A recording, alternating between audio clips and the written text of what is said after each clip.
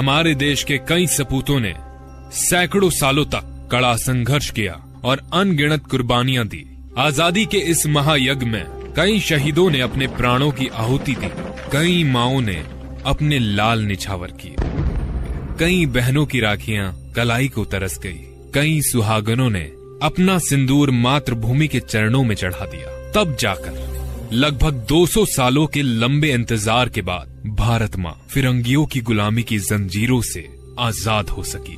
इस संग्राम में कुछ बहुत ही बड़े बड़े नाम हैं जिन पर हमें गर्व है, जैसे महारानी लक्ष्मीबाई, मंगल पांडे, खुदीराम बोस, सागरमल गोपा, चंद्रशेखर आजाद, महात्मा गांधी और इसके अलावा भी बहुत हैं। इन्हीं नामों में से कुछ ऐसे नाम हैं जिन्होंने आजादी के पथ में हंसते हंसते फांसी के फंदे को फूलों की माला समझकर गले लगा लिया, जिन्होंने अनेक युवाओं के लहू में देशभक्ति की भावना का ऐसा जोश भरा जो अंग्रेजी हुकूमत को तूफान की तरह ले उड़ा।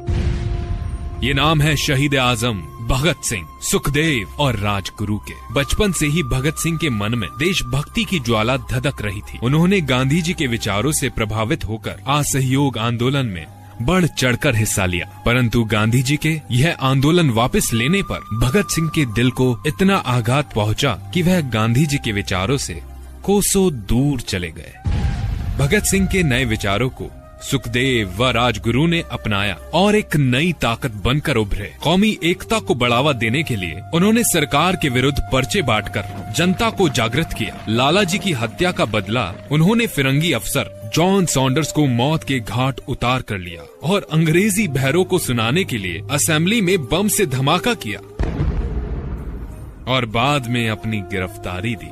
उन्हीं की इस हरकत से सारे देश में आजादी की लहर दौड़ गई, जिसने ब्रिटेन में फिरंगियों के सिंहासन तक को हिला डाला। और आगे भगत सिंह, सुखदेव, राजगुरु, आपने सरकार के विरुद्ध लोगों को भड़काया और बड़ी असेंबली में बम फेंके। इन सब के पीछे आपका क्या मकसद है? हम बम बनाना जानते हैं योर ऑनर, इसलिए उसकी ताकत भी जानते हैं। हमने जानबूझकर अपने बम में केमिकल्स और साफ मिल्स का इस्तेमाल नहीं किया। हमने तो फेंका भी इतना दूर था कि किसी को नुकसान नहीं हो, क्योंकि हम इंसानी जिंदगी की कदर करते हैं, प्यार करते हैं, सम्मान करते हैं। हमारा मकसद किसी को मारना नहीं योर ऑनर, हमारा मकसद सिर्फ हमारी बात सुनाना था और बहरों को सुनाने के लिए धमाके की जरूरत होती है, इसलिए ये बम फोड़ा गया। यह बम एक चेतावनी थी अंग्रेजी हुकूमत के लिए कि यहाँ का वक्त खत्म होने को आया है।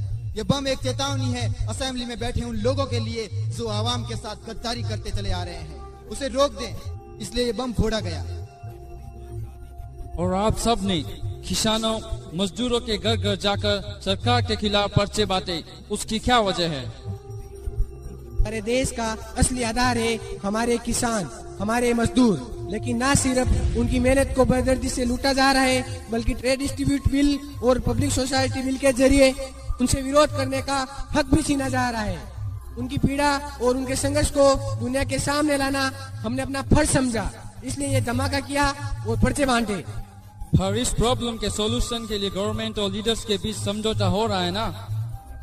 लेकिन हम चाहते हैं कि हमारे नौजवान, हमारी नई पीढ़ी खुद सोचे कि उन्हें कैसा भविष्य चाहिए। वो सवाल करना सीखे। आंखें मूंद के किसी के पीछे चलना भी एक गुलामी है। और हमारे महान नेताओं को चाहिए कि वो आवाम को उपदेश और प्रवचन देना बंद करें और उनकी सुने।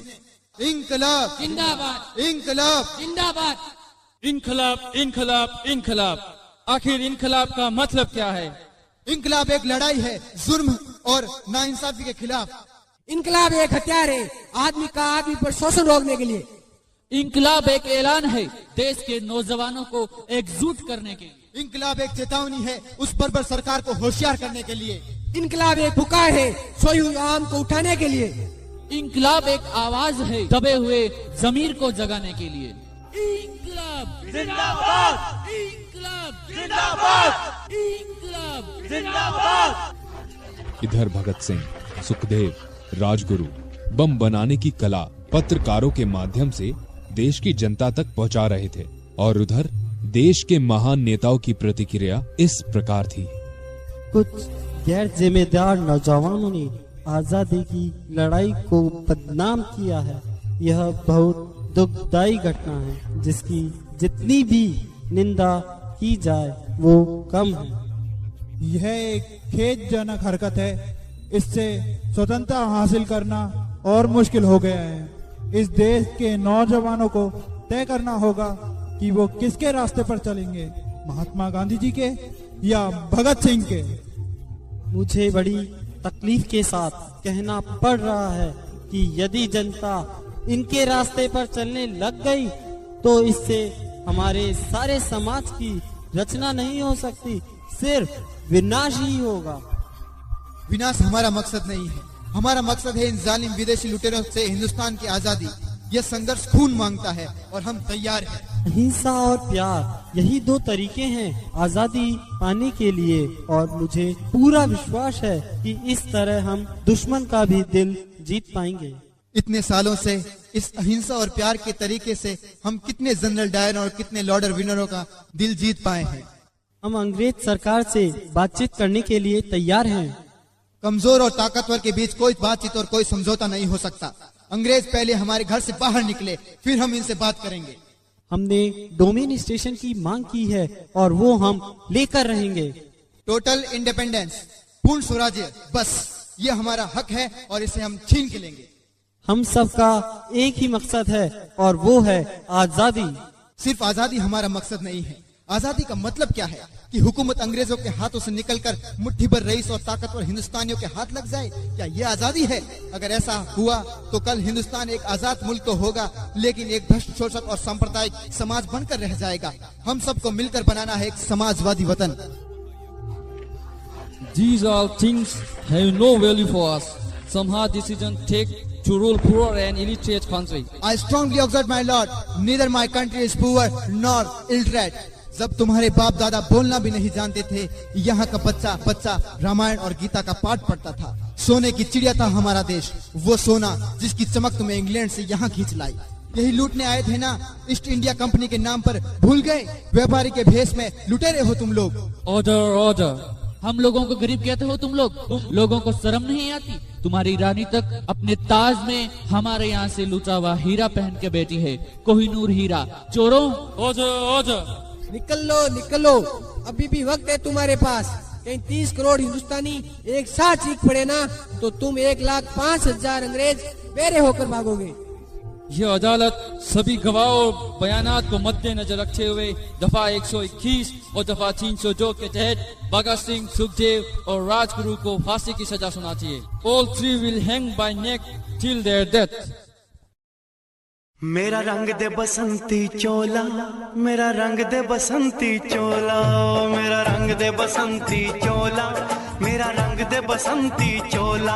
हो आज रंग दे, हो माए रंग दे, मेरा रंग दे बसंती चोला, मेरा रंग दे बसंती चोला, मेरा रंग दे बसंती चोला, मेरा रंग दे बसंती चोला, माए रंग दे बसंती चोला।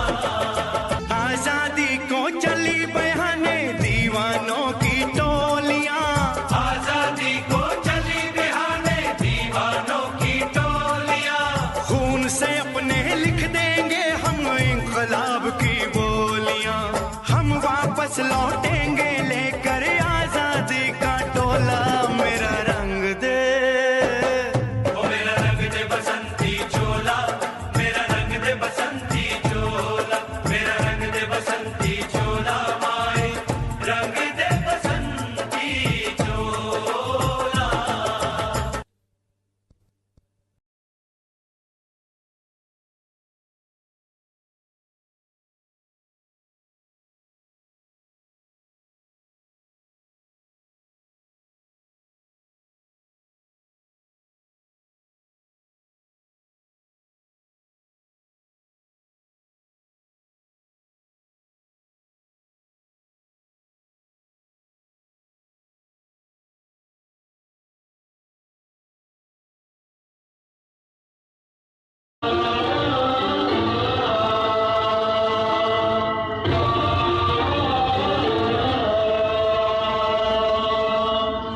आप लोगों की कोई आखिरी ख्वाहिश? हमारी पहली और आखिरी ख्वाहिश तो आप पूरी नहीं कर सकते जिगर साहब। मुमकिन हो तो हमारे हाथ खोल दिए जाए।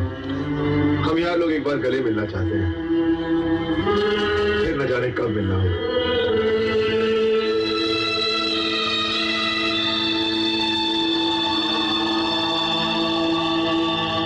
खोल दो इनके हाथ।